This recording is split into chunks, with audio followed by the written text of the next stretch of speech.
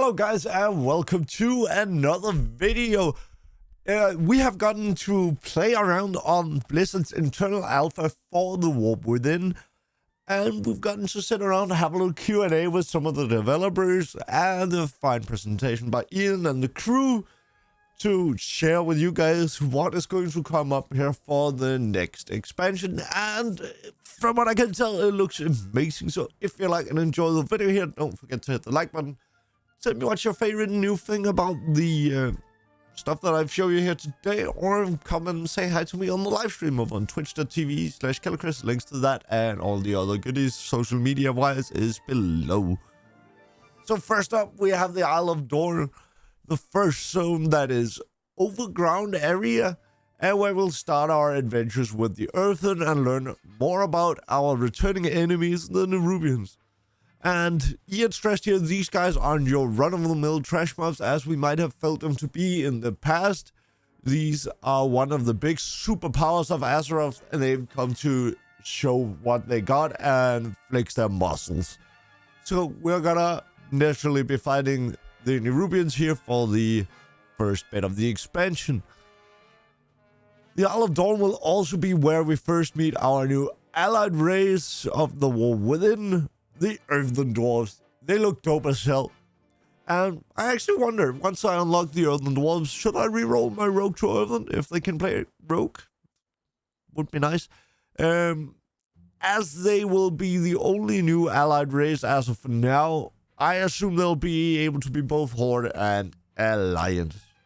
The Isle of Dorn here is also where we'll see our new hub, Dornogal. It's a big, beautiful city, which also have the core which accesses the second zone, the Ringing Deeps, and this is where we'll be going down under inside of Azeroth. It will be accessed by the core, which is the stairway to the center, which after we play through the storyline of the Isle of Dorn with the Earthen Dwarves, they will help us down there by fixing the core, which they have been working on for quite some time.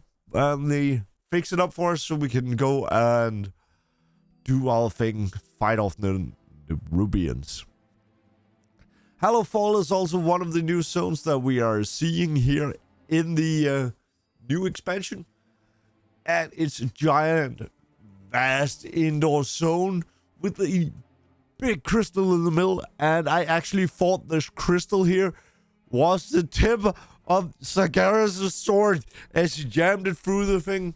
Apparently this is not the case. It could also be a crystal, a massive clump of azurite that has been pushed down. I guess we'll find out that later. So far this zone here has not been playable in the alpha yet.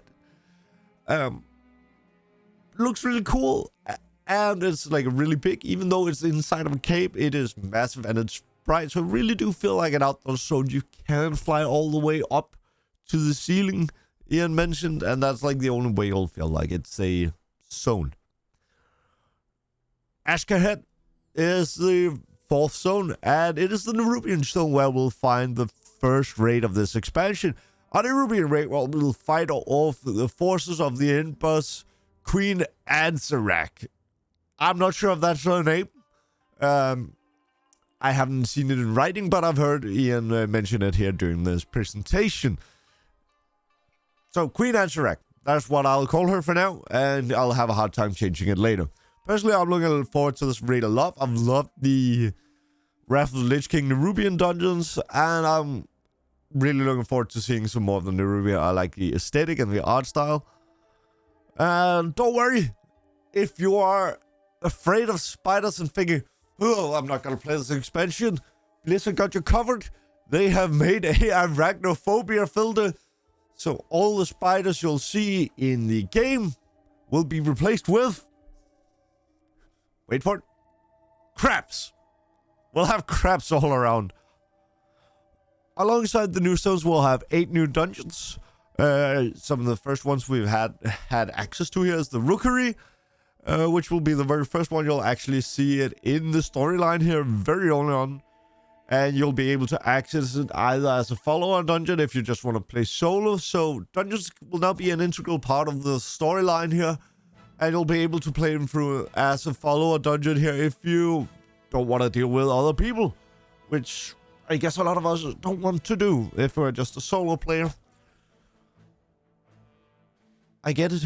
People can be terrible sometimes. But it's nice the option is there. And if you want to play it together with your friends, you can do that. We have the Cinder Brew Meadery, which is also a really, really fun dungeon. Like, they aren't taking things too seriously when it comes to this dungeon here. It's nice. It has a bit of a Stormstart Brewery vibe-esque to it. Personally, I think this dungeon here was really fun. It was the first dungeon I played through, and there will also be a video up here, if not already.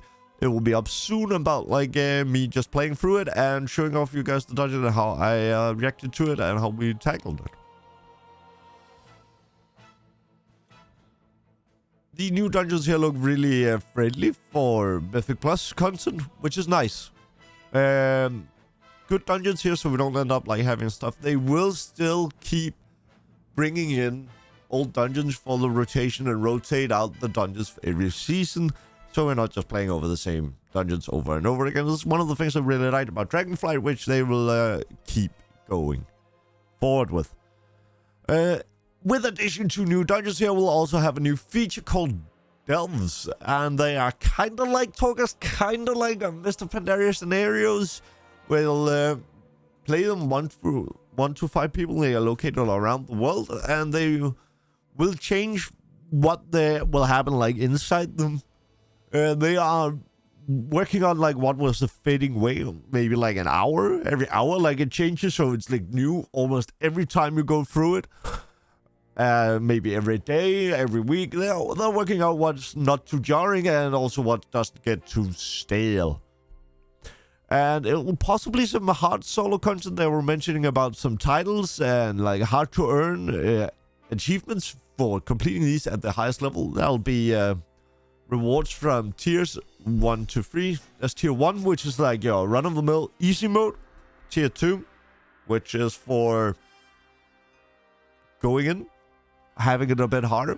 I played them through in tier 2. It didn't seem that hard. I guess for a new player, it could be a bit difficult. And there's tier 3, which is for max level. And these will have rewards. The highest gear rewards that are planned will be up to equal to like what you get from a Mythic Plus 5. So it's not anything that is going to be breaking the end game or anything you'll be playing for gear in the end game. We have the new warband system. Everything is now account shared. Almost everything. We'll have a shared bank with gold. And what you've seen from the login screen here, like you have your warband selection and stuff there. And like it is purely the login screen. It is not just the 4 characters you would put in your warband. I personally thought that was the case when I saw it. It is all of your account that will share your warband's resources. And for the first time we're seeing something new, early access. 3 days for those who bought the expensive version of the game. And I know a lot of you might be thinking right now, is that going to be something like we must get to be competitive and to stay up to date and like to get in and like do stuff? Oh, the plan is that the 3-day early access is solely for leveling, enjoying the storyline, checking out the content. This will not have any impact of the gearing. And then we'll be bringing something back here that we have lost here for the past couple of raid tiers. But I'll talk about that in a second. We'll have Mythic 0 for the first 2 weeks, getting your characters up to gear, up to speed. Then the raids will unlock, and that will be up to Heroic for the first week. So Heroic week is back. After that, the rest of the raids will open up, and we can raid Mythic, or we can do high keys, or we can get whatever we want from that. Which is really nice. And that is about like what I've managed to gather here of information for you guys here for the press event that we've been invited to here by Blizzard. and the new storylines. There will be more videos up, more content up. The alpha will release kind of like Shadowlands style, where we like, or Dragonflight style, where we get a little bit of the alpha every time, and we play through different parts of the storylines, get to test it, get to show you guys it, and what they have been working on. And I'll say, after being in a Q&A with the developers, they are actually taking notes and like actually like writing stuff down that we say is like, cool, this is stuff we want, so let me know if there's stuff you want, and maybe we can, or your other favorite content creators, tell people what you want, and so we can bring it to Blizzard. It seems like content creators have like become like a gateway, almost, and communities, so we can like say, when we get invited to these Q&As here, we actually get to like say, hey, this would be cool. Is there a chance we'll get to see this? And the developers themselves will actually be there on call, talking to us, which is amazing to see from Blizzard. It's something we have been missing. It's good to see. I am very hopeful for this expansion. It looks a lot of fun. So thank you very much for watching, guys. And go check out some of the other content.